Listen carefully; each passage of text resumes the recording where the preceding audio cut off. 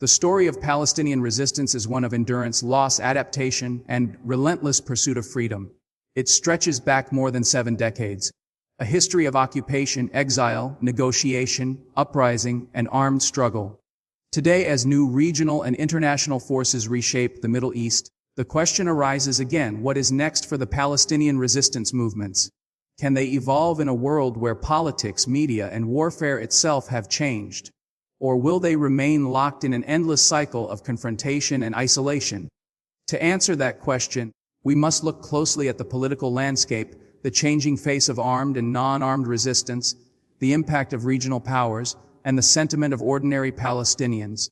Because the future of these movements may depend less on ideology and more on survival, pragmatism, and perception. In the aftermath of repeated wars in Gaza, particularly the devastating conflicts of 2023 and 2025, the Palestinian resistance movements face a new and uncertain chapter.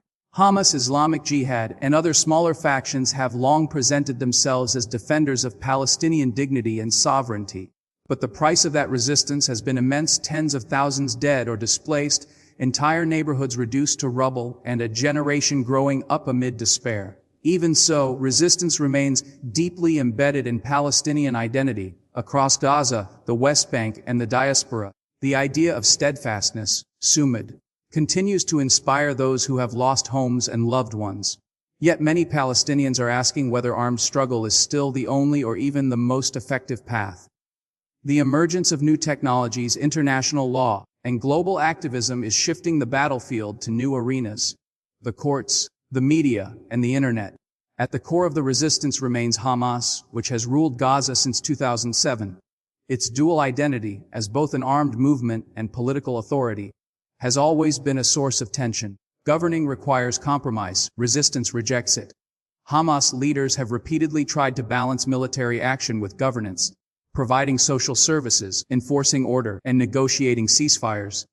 Even while facing international isolation, the movement's popularity has fluctuated, depending largely on its ability to deliver basic stability while claiming to defend Palestinian rights. Meanwhile, the smaller but ideologically harder Palestinian Islamic Jihad continues to operate in Gaza and the West Bank, often coordinating with Hamas militarily while maintaining its independence. These groups draw legitimacy from continued confrontation with Israel, portraying themselves as the last line of defense against occupation and expansion. But with Gaza devastated and the population exhausted, they face growing pressure to rethink their strategy. The 2025 US-backed ceasefire and subsequent Israeli withdrawal from parts of Gaza marked a turning point. For the first time in years, Hamas found itself in partial control of a territory no longer under active Israeli military presence, but also without the economic capacity to rebuild or govern effectively. International donors demanded political reform, transparency, and coordination with the Palestinian Authority in Ramallah as conditions for aid. That demand created friction. Could Hamas shift from an armed resistance to a more political role without undermining its core identity? Inside Gaza, ordinary Palestinians expressed mixed emotions. Relief at the end of bombing was shadowed by frustration at internal divisions. Many saw the rival factions, Hamas, Fatah, Islamic Jihad, and others, as trapped in power struggles while civilians paid the price. The Beijing Declaration of 2024, which called for Palestinian unity, had raised hopes of reconciliation, but progress was slow. At the same time, the West Bank was witnessing its own evolution. Grassroots resistance, often decentralized and digitally connected, began to rise. Young activists using smartphones, social media, and international networks to expose violence and demand accountability. Their form of resistance was less about rockets or armed clashes and more about visibility, narrative, and international solidarity. The hashtag campaigns, viral footage, and global protests they inspired brought the Palestinian cause back into mainstream discourse in ways traditional politics could not. For the older movements, this presented both a challenge and an opportunity. They could embrace this digital generation, or risk becoming relics of a past that no longer resonated. Some Hamas officials have started to acknowledge this shift, emphasizing public communication, media production, and international advocacy alongside military operations. Others still see digital activism as secondary to physical resistance. The regional environment also shapes what comes next. Egypt remains a key mediator, controlling Gaza's only open border and often brokering ceasefires. Qatar continues to finance reconstruction projects and pay public sector salaries in Gaza, maintaining influence through soft power. Iran remains an important military and logistical supporter of both Hamas and Islamic Jihad, framing its support as part of a broader axis of resistance against Western and Israeli dominance. But even those alliances are shifting. After the 2025 ceasefire, both Turkey and Saudi Arabia re-engaged diplomatically with Palestinian leaders, hoping to play roles in post-war reconstruction and political stabilization. Each actor brings its own agenda. Egypt seeks border stability, Qatar wants diplomatic prestige, Iran seeks ideological influence, and the Gulf states want calm that supports their economic ambitions. Palestinian factions must navigate these competing interests while preserving their autonomy, a delicate balance that often pulls them in different directions. Meanwhile, the United States remains central to the equation. The Biden administration's efforts to mediate the 2025 truce and its continued support for Israel reinforced Washington's influence but also its contradictions.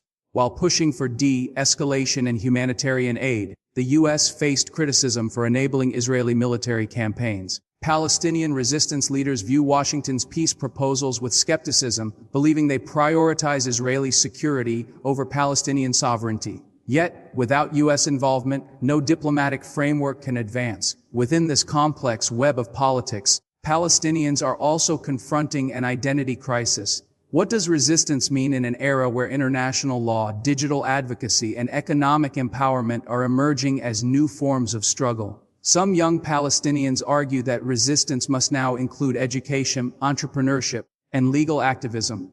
That the fight for dignity can also mean building communities, schools, and businesses under occupation. Others reject that logic, believing that normalization without liberation is defeat disguised as progress.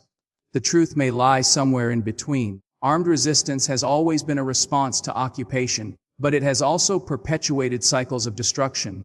Political negotiations have promised peace, yet delivered little tangible change. The challenge for Palestinian leaders is to create a hybrid model, one that integrates multiple forms of resistance, each serving a broader strategy for self-determination.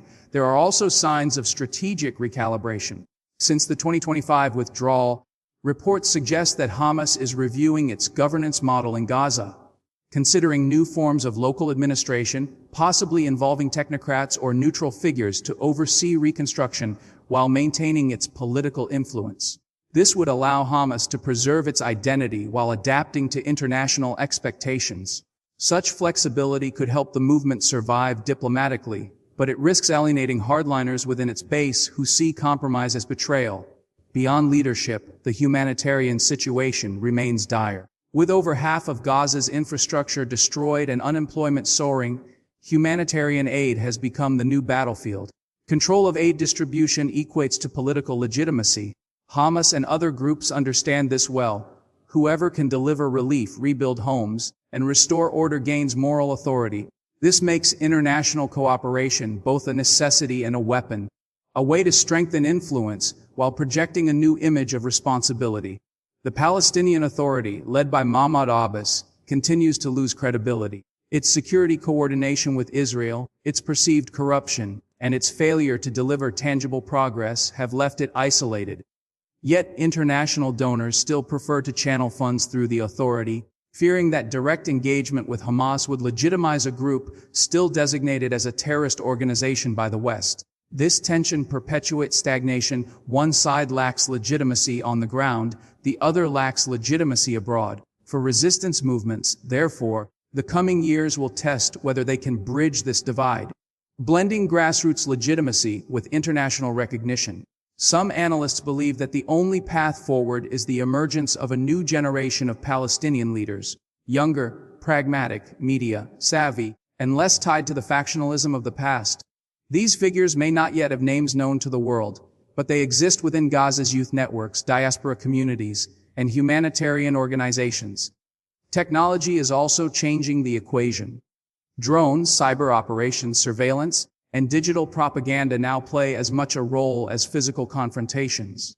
Resistance no longer only means launching rockets. It can also mean controlling information, countering narratives, or using technology to expose violations. In this arena, Palestinian groups have shown surprising sophistication, leveraging social media and encrypted communication to maintain coordination despite isolation.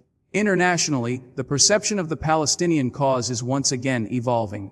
Public opinion in parts of Europe, Asia, and Latin America has shifted towards sympathy for Palestinians, especially following the humanitarian crisis of recent wars.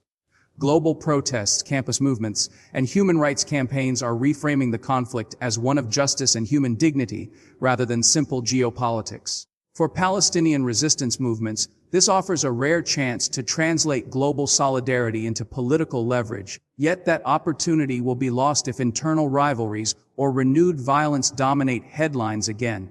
The question of unity remains critical. The idea of a unified Palestinian leadership encompassing Hamas, Fatah, Islamic Jihad, and independence has been discussed for years. Each attempt, from Cairo to Doha to Beijing, has stumbled on issues of power, sharing recognition and control of security forces. Without unity, the Palestinian cause remains fragmented, its strategies incoherent, and its diplomacy weak. The resistance movements understand this, but deep distrust persists. Reconciliation requires not only political compromise but also shared vision, a common definition of liberation in the 21st century. Looking forward, the next decade of Palestinian resistance may be defined not by the scale of armed operations, but by the effectiveness of political adaptation. Movements that evolve to combine social programs, governance, and diplomacy with symbolic resistance will survive. Those that cling solely to past methods risk irrelevance. The global environment is changing, public sympathy may remain, but patience for unending war is fading. The real power may soon lie not in rockets, but in the ability to manage reconstruction, mobilize global support, and offer a credible alternative to despair. At its heart, resistance is not only about confrontation, it is also about existence, asserting identity, memory, and hope under impossible conditions. Whether through protest, diplomacy, or rebuilding, Palestinians continue to resist simply by surviving. The movements that understand this broader meaning of resistance will shape the next chapter of history. For now, the world watches as Gaza begins to rebuild, as political factions debate unity, and as regional powers maneuver for influence. The path ahead is uncertain, but one truth endures: as long as Palestinians feel deprived of justice and statehood, resistance, in one form or another, will persist. The question is not whether it continues, but how it transforms. The next phase of Palestinian resistance may not look like the past. It may involve fewer rockets and more reconstruction, fewer speeches and more strategy, fewer headlines about war and more about rebuilding lives. But whether that transformation leads to lasting peace or simply a new cycle depends on the willingness of all actors, local, regional, and international, to confront the root causes of the conflict. Until then, the story of Palestinian resistance remains unfinished.